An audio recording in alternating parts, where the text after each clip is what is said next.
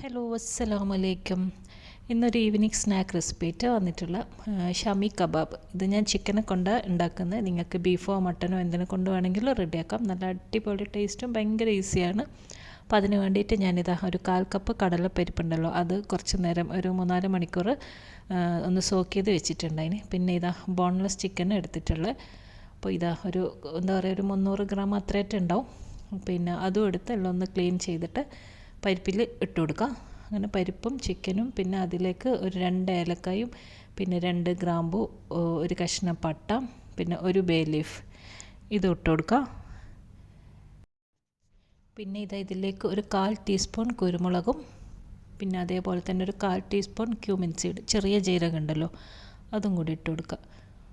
പിന്നെ ഒരു 1/2 table spoon മല്ലിപ്പൊടി, പിന്നെ 1 ടീസ്പൂൺ ചില്ലി ഫ്ലേക്സ്, പിന്നെ 1 ടീസ്പൂൺ മുളക് പൊടി, പിന്നെ ഒരു 1/4 ടീസ്പൂൺ മഞ്ഞൾപ്പൊടി, പിന്നെ ഒരു വലിയ ഉള്ളി കട്ട് ചെയ്തതും, പിന്നെ ഒരു 4-5 വെളുത്തുള്ളി ചെറുതായിട്ട് ചോപ്പ് ചെയ്ത്, അതേപോലെ തന്നെ ഒരു ചെറിയ കഷ്ണം ഇഞ്ചി ചോപ്പ് ചെയ്തതും, പിന്നെ ആവശ്യത്തിന് ഉപ്പും ഇതുമെല്ലാം ഇട്ട് ഞാനിപ്പോൾ ഇതൊരു കുക്കറിലാണ് വേവിക്കുന്നത്. കുറച്ച് വെള്ളം ഒഴിച്ചാൽ മതി, അധികം വെള്ളം വേണ്ട. ഇതെല്ലാം നല്ലോണം ഒന്ന് ഇളക്കി മിക്സ് ചെയ്തിട്ട്, ഒരു കടലപ്പരിപ്പെല്ലാം ഒന്ന് വേവണമല്ലോ, അപ്പോൾ അതിനനുസരിച്ചിട്ട് കുക്കർ എന്താ പറയുക, ഇത് കുക്കറിലിട്ടിട്ട് നമുക്കൊന്ന് വേവിക്കാം. അപ്പോൾ അധികം വെള്ളം ഒഴിക്കണ്ട. ഇപ്പോൾ ഇതെല്ലാം വെന്തിട്ടുണ്ട്, വെള്ളമെല്ലാം ഒന്ന് വറ്റി.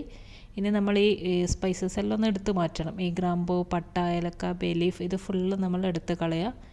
എന്നിട്ട് നല്ലോണം ഒന്ന് ഉടച്ചെടുക്കുക. ഇത് മിക്സിയിലൊന്നും ഇറക്കേണ്ട ആവശ്യമൊന്നുമില്ല. ഒരു സ്പൂണോ അല്ലെങ്കിൽ എന്തെങ്കിലും ഒരു വുഡൻ സ്പാറ്റില വെച്ചിട്ട് നന്നായിട്ടൊന്ന് ഉടച്ച് ചിക്കനും പരിപ്പും എല്ലാം ഒന്ന് മിക്സ് ആവണം.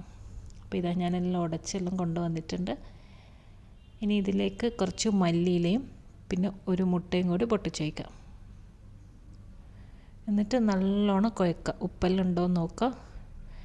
നന്നായിട്ടൊന്ന് കുഴച്ചെടുക്കുക.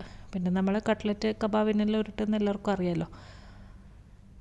ഇത് നല്ലോണം കുഴച്ചെടുത്തിട്ടുണ്ട്. ഇനി നമുക്കിത് കയ്യിൽ എന്താ പറയുക, കുറച്ച് എണ്ണ ഒന്ന് പുരട്ടിയിട്ട് കബാബിൻ്റെ ഒരു ഷേപ്പിൽ ഉരുട്ടിയെടുക്കാം, റൗണ്ടായിട്ട്.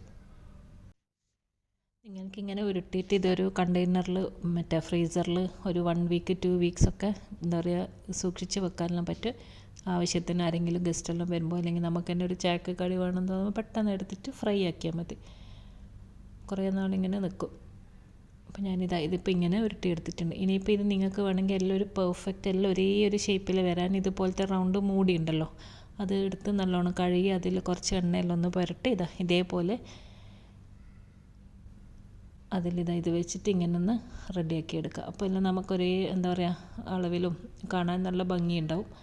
അപ്പോൾ ഞാനിതെല്ലാം ഇങ്ങനെ ഉരുട്ടി എടുത്തിട്ടുണ്ട്. ഇതിനി ഒരു അരമണിക്കൂറെങ്കിലും മിനിമം ഫ്രീസറിൽ വെക്കാം. ഇപ്പോൾ ഫ്രീസറിലെല്ലാം വെച്ചിട്ട് എടുത്ത് കൊണ്ടുവന്നിട്ടുണ്ട്. എന്നിട്ട് അപ്പാടെ തന്നെ നമുക്കത് എന്താ പറയുക തിളച്ച ഓയിലിട്ടിട്ടൊന്ന് ഫ്രൈ ആക്കി എടുക്കണം. ഓയിൽ ചൂടായി ഞാനിപ്പോൾ ഓരോന്നായിട്ട് ഇട്ടിട്ട് ഒരു മീഡിയം തീയിൽ 2 സൈഡും ഒന്ന് ഫ്രൈ ആക്കി എടുക്കുക.